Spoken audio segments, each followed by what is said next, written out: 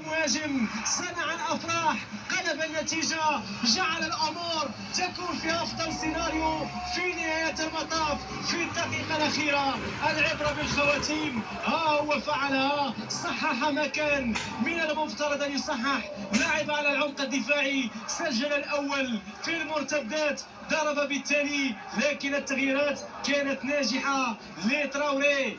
دخل لاعبين غيروا ملامح المقابله في الثلث الاخير من الملعب. هنا التمريره حضرت، هنا الراسيه، والهدف الثاني عن طريق تابسوبا الذي وقع ثاني الاهداف. لاعب ومدافع فريق باير ليفركوزن يسجل الهدف الثاني لمنتخب بوركينا فاسو. هدف في اخر انفاس، هدف قاتل صراحه على لاعبي المنتخب غينيا الاستوائيه اللي يحاولوا يلعبوا وفق سيناريو المباراه، ووفق كذلك امكانياتهم البشريه.